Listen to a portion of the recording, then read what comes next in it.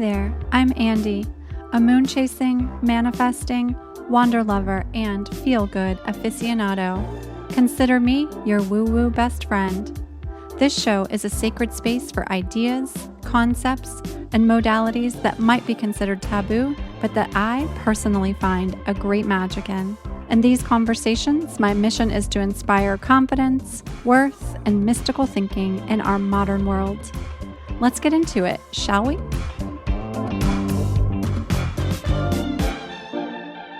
Okay, we are doing it.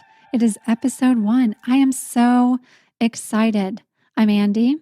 As you know, I will be your woo-woo best friend. That is what this show is all about. It is fully making my day to see you here. If you are here because you are looking for resources on mystical practices, holistic wellness, astrology, conscious living, kundalini, meditation, and all things of this sort, you are in the right place. We'll be talking about things ranging from lunar cycles to making quantum leaps to creativity and exploring the mind to women's empowerment and healing our money mindset. You name it. If it has been something that you have thought that you needed a friend to chat about it and to maybe get even a little woo-woo or witchy with it, that is what we're here for. You are in the right place. I also want to say, if you are on the scale of exploring your spirituality, where you're like, maybe I'm like a 1 or a 2, hang out, see what resonates with you, see what practices that we talk about here that you may want to explore a little bit. If you are on the 10 side of the scale, we are your community. We are here for you.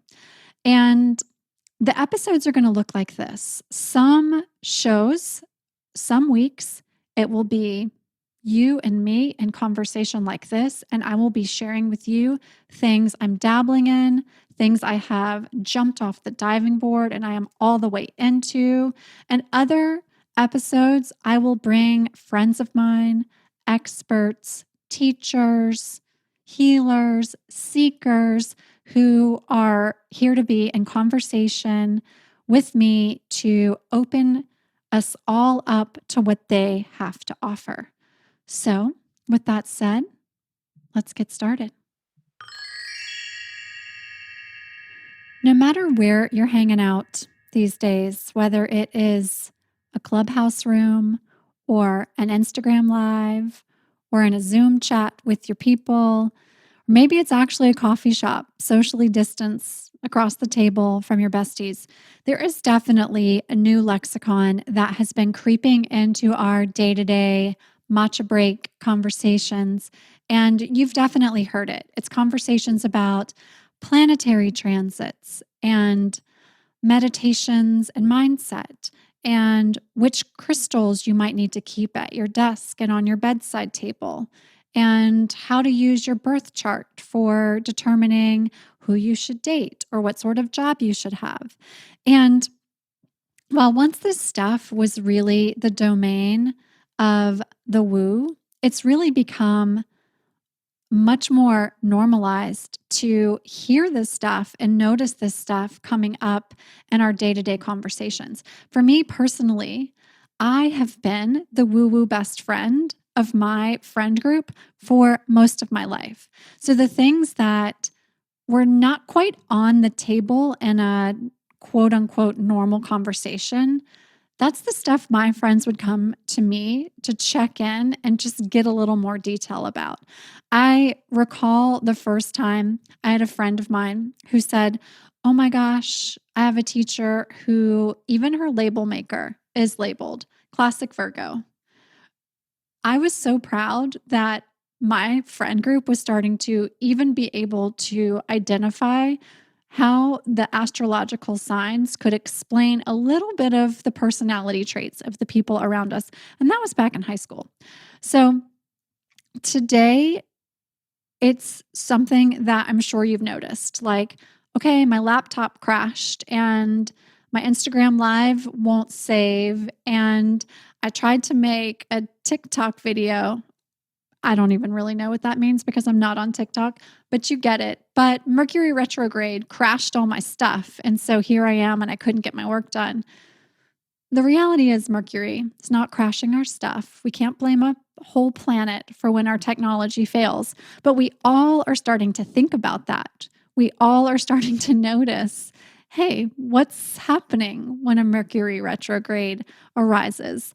And wait, am I not supposed to get my hair colored during a Venus retrograde? What's going on here?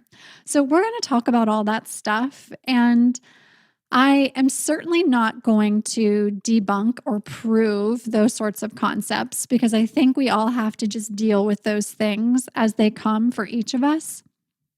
But I do want to bring those conversations to you and just give you a little bit more information about what really might be happening. I've noticed, and I'm sure you have too, that the number of people who know their big three, and the big three I'm talking about is sun sign, moon sign, and rising sign, is on the rise. The number of people who are consulting the tarot when making big decisions or practicing meditation on their weekends or on their lunch break, all that stuff is really ticking upwards. And I was doing some research for this first episode, and I came across a trend forecast report specifically in regards to millennials and New Age practices. And the report said that new spirituality is the new norm, and that the resurgence of interest in practices like astrology is really able to be explained as a result of the decline of organized religion. Not to say that you can't have a religion and also practice this type of mysticism, spirituality, esoteric have esoteric interest in things of this sort. But because there's a decline of organized religion coupled with the general freak out that we've all been feeling as we're bombarded by the daily news, that people are turning to practices like astrology in record numbers. And now more than ever, people are on the search for something to believe in, something to connect to, and ways to find their community, whether that's in real life or on the internet. So we're here, this show is here to explore those topics. I remember for me personally, there was once a time in my life when the stories I would tell you about my weekends with my girlfriends looked incredibly different from what they look like today. And not that what I was up to in those old days, which was like drinking, debauchery, dancing. Okay, we always should all be dancing, but you get it. My life looked really different then than it does now. And now it's like my weekend with girlfriends is like full moon ceremonies at a sweat lodge in Tulum. And no matter which of those things excites you, or if both of those things excite you, there is something that you can tune into within yourself to just feel better, to find a way to show up for yourself in a way that you can become a higher version of yourself. And trust me, I had plenty of nights on dance floors in which I found a higher version of myself. And now I just happen to do that through full moon circles and sweat lodges, for example. So for me, here's how all of this really came to be. In 2014, I was working in a corporate job. I was working in the beauty industry, and I had been with that company for about 10 years. And I was that person who was like drinking, dancing, debauchery. And for the first time ever, around 2014, I knew that I needed to open myself up to something more. My life was good, but I was in a place of really considering that I wanted my life to be even better than it was. And I was ready to let the universe guide me. I left my corporate job. I took off to live in a very remote part of the Spanish coast, a tiny little town. And when I tell you this story, I want to just acknowledge that I was incredibly lucky to be able to have that experience. I had a friend who offered me a place to live. I packed only the essentials. I packed a small bag, my journal, a tarot deck, a moonstone, my astrology book, and I booked a one-way ticket and I took off for this big, grand adventure that I was shifting my life into. So I left the corporate job. I did the most spontaneous thing I'd ever done.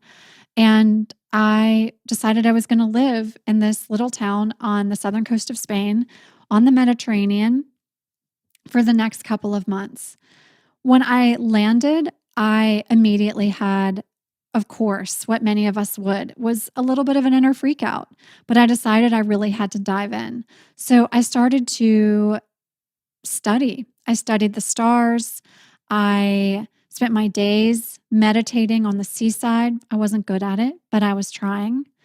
And I had this wild experience of the place in which I was living happened to be less than a mile away, walking distance away from a Buddhist temple.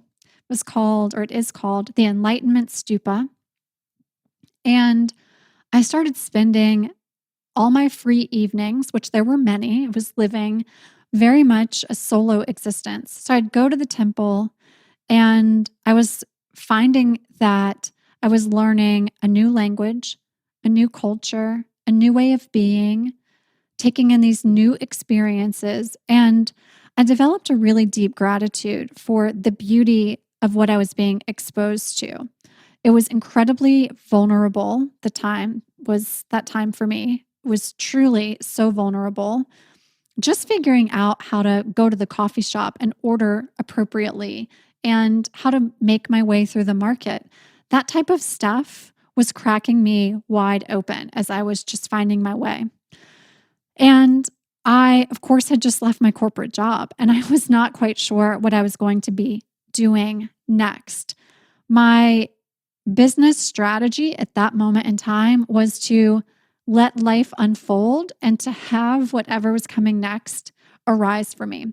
Anytime someone asks me if they should consider doing this same sort of thing and how you pull this off, the first thing I say is start saving every penny. The only way I was able to pull that off was to start preparing to have no money coming in for some amount of time so that I could really give myself room to see what was next. And that was really scary, but I prepared for it. And so if you're ever considering doing the same sort of thing, you gotta really prepare for it. I would not suggest it unless you were really, really ready. And once I took off on that path and gave myself the space to figure out what might come next, I really started to try so many things. I started dabbling in the woo-woo, the mystical, the spiritual, all the stuff I could get my hands on. I went to school at the Foundation for Shamanic Studies in the Great Smoky Mountains. I trained in human design, which is a system that combines the principles of the I Ching, astrology, Kabbalah, the chakra system, and quantum physics. I went and took some off-grid psychotherapy sessions in the Poconos. I started working more closely with a personal astrologer who could guide me through understanding how my own chart influenced the happenings of my day-to-day life. I started consulting cards and crystals and flower essences and found my own personal yoga and meditation practices and really furthered my commitment to myself by just becoming a student. And in that, my creative flow really started to expand. I noticed that my intuition deepened tremendously. And I started to realize that I perhaps had psychic gifts that I wasn't even aware of. It occurred to me that I had likely, for all of my life, just blocked out things that weren't normal. And when I gave myself this space to open up, I realized that there was so much more, so much beyond what I could even imagine within me and within the world. And that was a really exciting place to be. So I intend on this show to help you find ways to get into all of that sort of good stuff for yourself. Back in my early 20s, I was vaguely familiar with the concepts of the zodiac chart. I knew a little bit about my sun sign, my rising, my moon, and around that time I came across a quote from the Gilded Age financier JP Morgan. He is JP Morgan of JP Morgan Chase Bank. And this quote that I came across changed the way that I thought about applying the mystical in my day-to-day, but also in my business. I've always been rather ambitious, and I've always worked to be on a path to up-leveling, whether that was when I was back in my 20s climbing the corporate ladder, or whether that is what I do now when I'm working to just up-level personally to be a better guide and a better support to my community. The quote was this: "Millionaires don't use astrology, billionaires do." Around here, we talk about money often. And a part of that is that I want to support my community with healing their lack mentality, lack mindset, and shifting into an abundance mindset. And so hearing that quote, "Millionaires don't use astrology, billionaires do," it really pushed me to look deeper. How many people were in the history books were using these mystical ways of thinking to expand their abundance mindset or expand how they approached their day-to-day life when just planning big moves. And I came across all sorts of stories. So everything from Napoleon, who never made a move without first consulting his astrologer, and she would advise him on when to go into battle and when to hold. The only time he didn't listen to her advice was the time that resulted in his inevitable downfall. Then there was the second U.S. president, John Adams, who signed the Declaration of Independence at the precise time and date that was recommended to him by his numerology advisor. Of course, we have music royalty like Madonna and Beyonce, and then British royalty, Princess Diana, each of who dabbled in the occult. Between them, they visited spiritual mediums, they employed personal astrologers, they went to fortune tellers, they practiced esoteric mysticism, they consulted oracle books like the I Ching, and I, for one, started to feel like, okay, if presidents and princesses are into this, why shouldn't I check it out? So as I began to study more about these modalities, I started to realize that my ambitious woman on a mission space, the space that I lived in of really working my own personal growth through a lot of the development that I was considering, could be amplified by considering spiritual approaches, spiritual practices, mystical practices, mindset ideas that I hadn't considered before.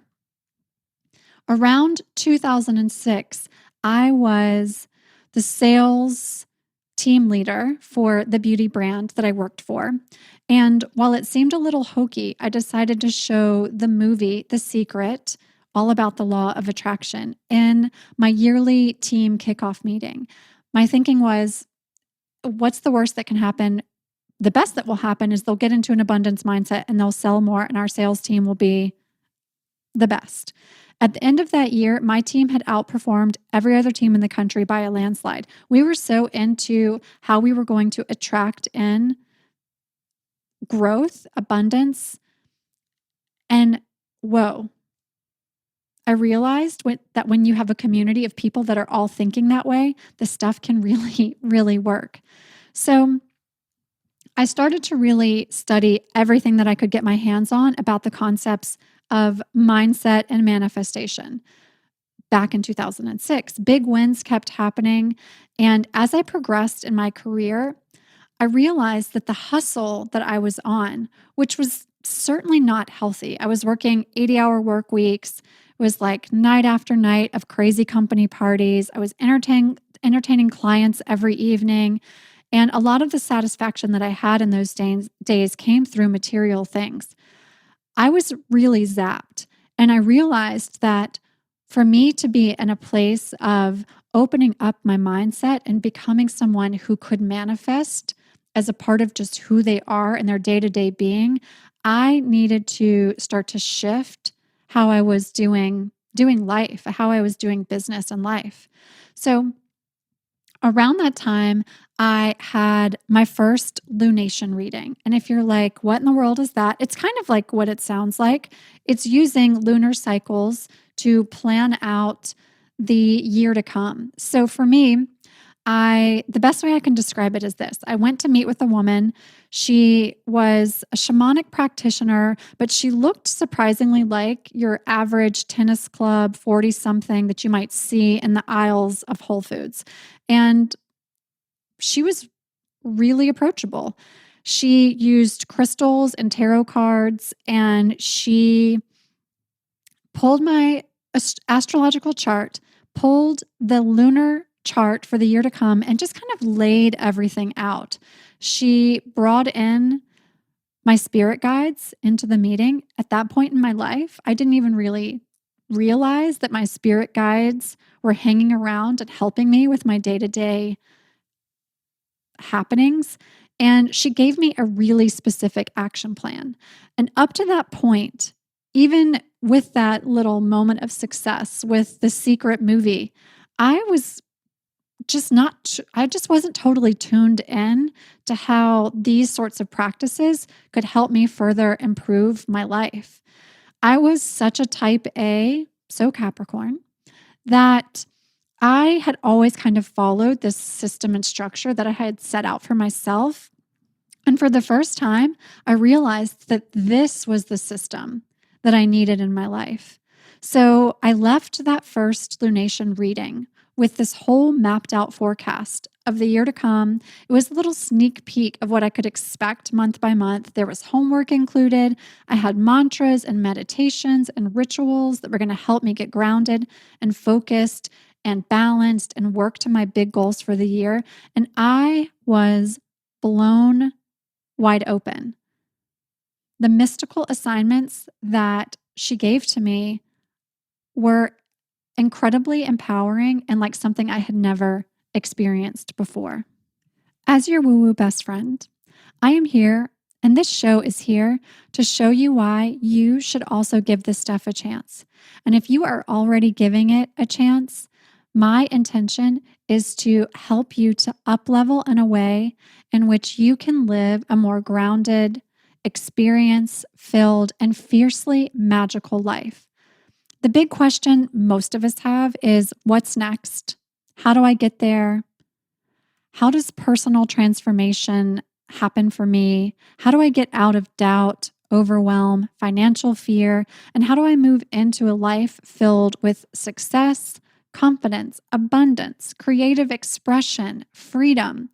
And I believe that the answer to those questions is why this show is so needed.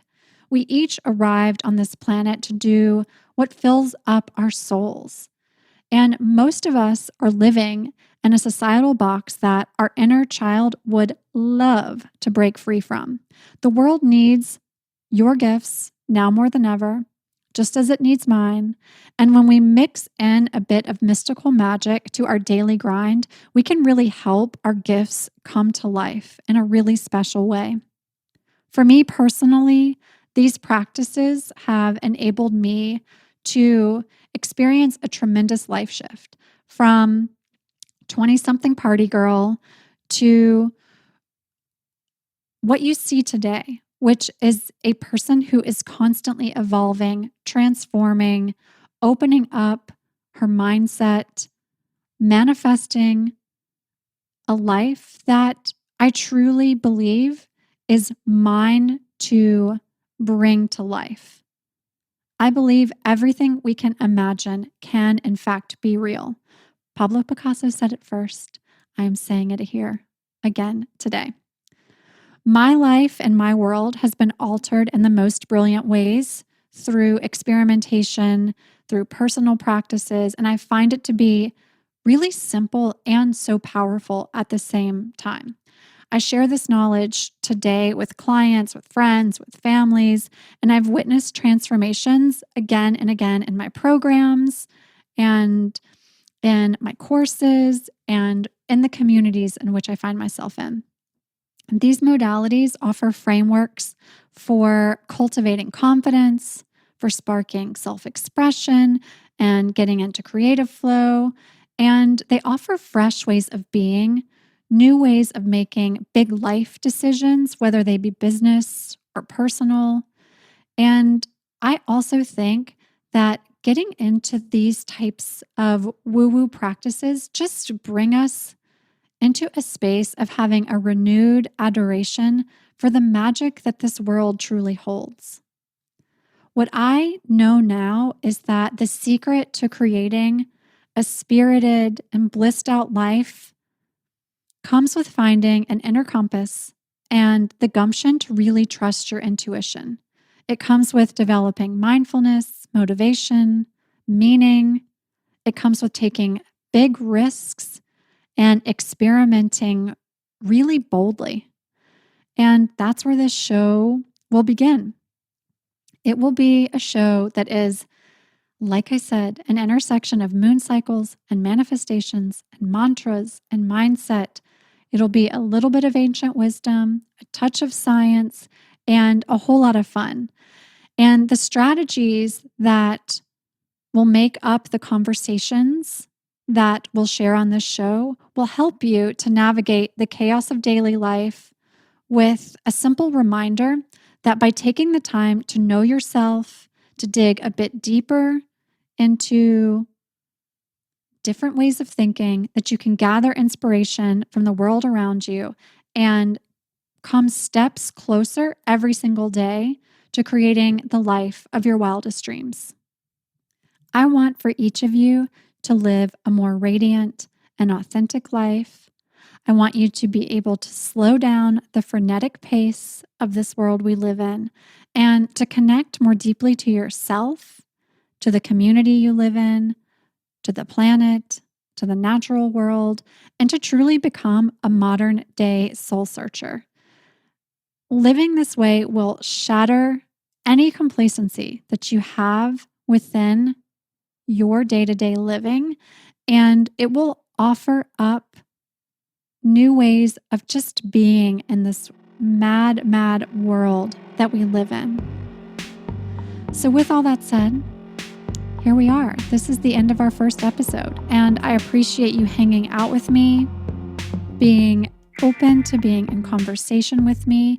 And if this episode is resonating with you and you are into it and you want to be around for what's to come, please subscribe to the show and give us a follow over on Instagram as well.